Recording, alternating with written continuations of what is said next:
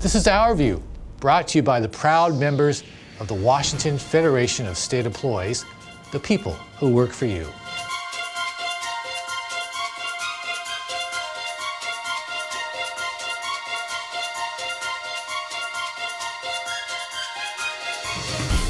Lisa Tavarez, a community corrections officer in Yakima and a member of the Federation, recently was shot and wounded when she approached a house to apprehend a drive-by shooting suspect.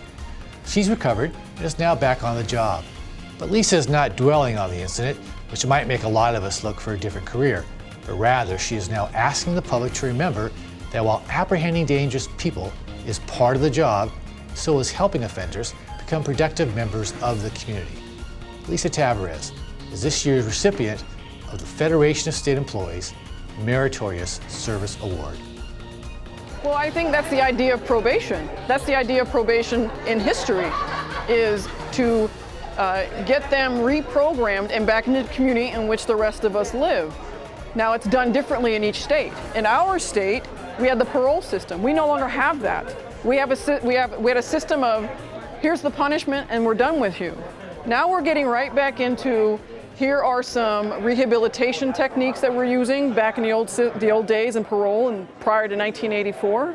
And it's called swift and certain right now. And it's allowing us to work even closer with the clients. You know, some of them are clients, some of them are offenders because they refuse to change. Our focus needs to be on the ones who want to change. And that's where our resources need to go. The Eric Romero situation is a prime example of him being an offender and not wanting to change. All the way up to that point, he's proven that he does not want to change. He is who he is, and those folks need to be targeted. But we also need to target those folks who choose to change, give them resources, lead them the way.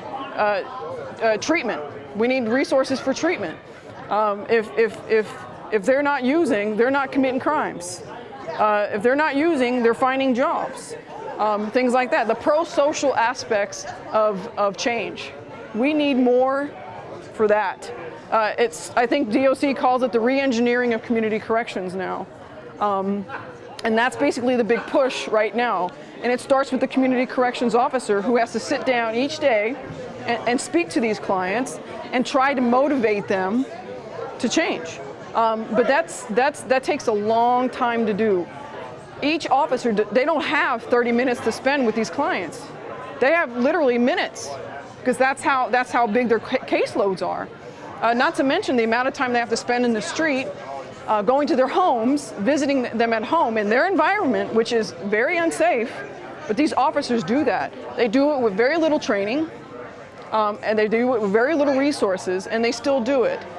They need to have the tools to better be able to change these minds that have been who they are since they were born. They recidivate.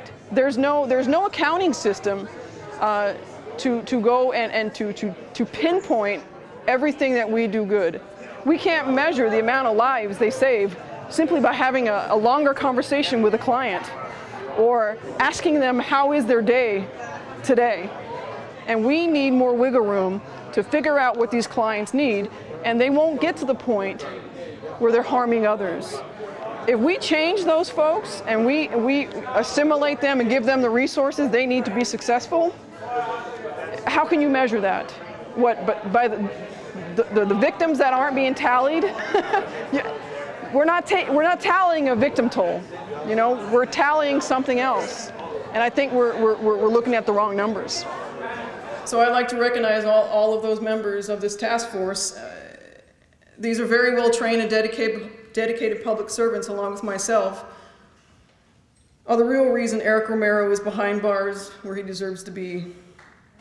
I also humbly accept this award on behalf of the community corrections officers and the specialists throughout this state.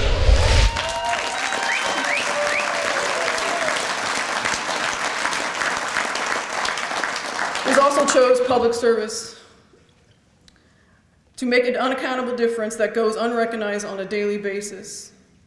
And I always like to say, we didn't find public service, it found us. And on September 3rd at around 1:15 p.m., my team found the wolf.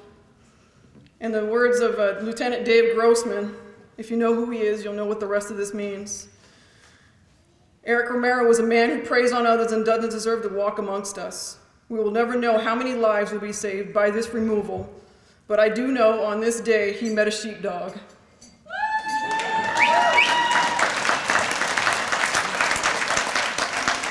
I thank you again for this award, and I will continue to do great work out there and remove these folks who do not deserve to be amongst us.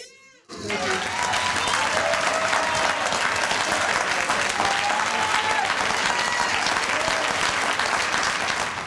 AFSCME President Lee Saunders brought the Federation a message this year that we and the entire labor movement must not just take care of ourselves, but also stand up for the rights of all workers and those seeking social justice in our communities. We can not only work within the labor movement, but we've got to work outside the labor movement.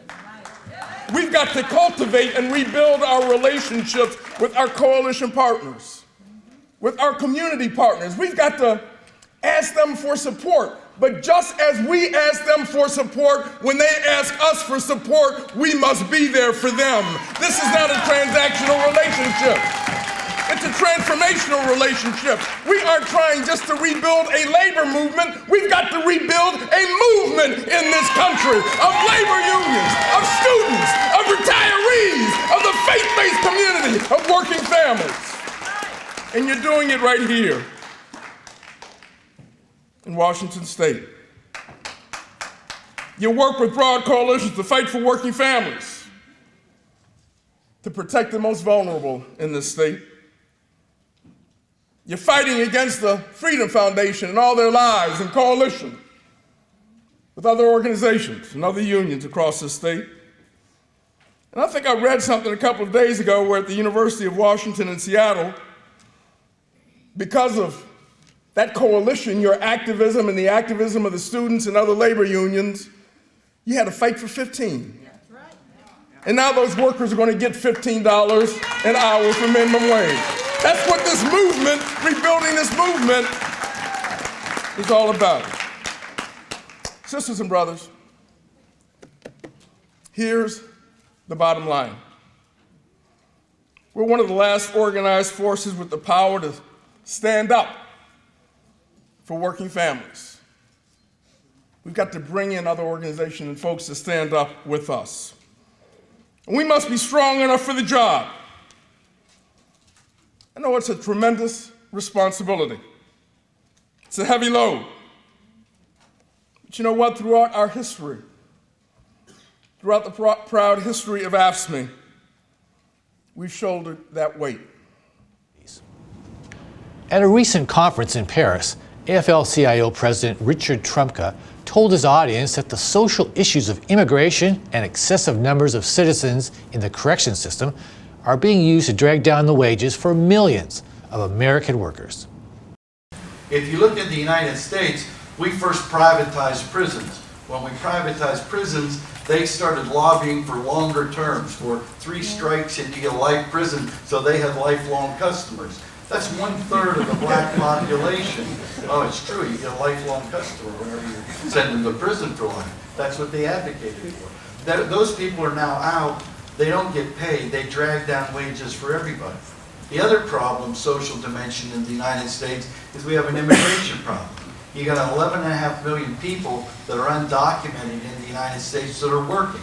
They have no rights. Every time they try to point out a safety violation, they get sent back or deported or fired. They have no rights. They drive down the wages for everyone. So those social problems can be regulated, can be fixed by the federal government that can help raise wages for everyone and thus increase demand for everyone on the consumer side. And if you look at countries, the U.S. is a classic example of not investing enough. They're afraid to invest because there isn't a consumer demand. Wages have been stagnant. They invest in hedge funds that buy other companies and don't really have real investment in anything. Some of the countries in Europe they're lacking the public investment that's needed to stimulate and create the demand and the confidence of consumers so that private investment can then kick in and augment that public investment that's being made. Once you start pulling back on the public side, private side pulls back as well. Lately on Our View, we have been asking, when are we going to start producing leaders like these again? And this month, we ask that again. William Bradford, speaking in 1630 of the founding of the Plymouth Bay Colony, said that all great and honorable actions are accompanied with great difficulties, and both must be enterprised and overcome with answerable courage. If this capsule history of our progress teaches us anything, it is that man in his quest for knowledge and progress is determined and cannot be deterred. The exploration of space will go ahead. Whether we join in it or not, we mean to be a part of it. We mean to lead it. For the eyes of the world now look into space, to the moon, and to the planets beyond.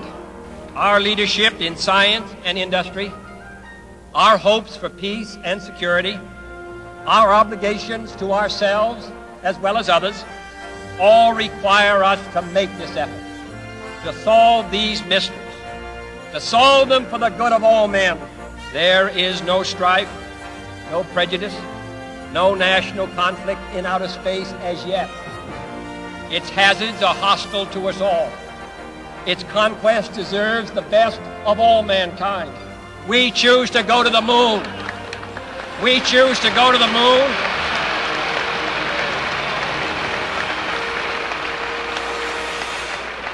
We choose to go to the moon in this decade and do the other things, not because they are easy, but because they are hard.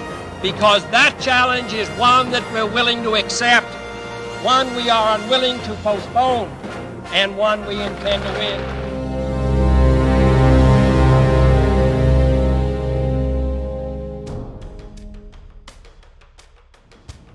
This has been Our View, brought to you by the members of the Washington Federation of State Employees.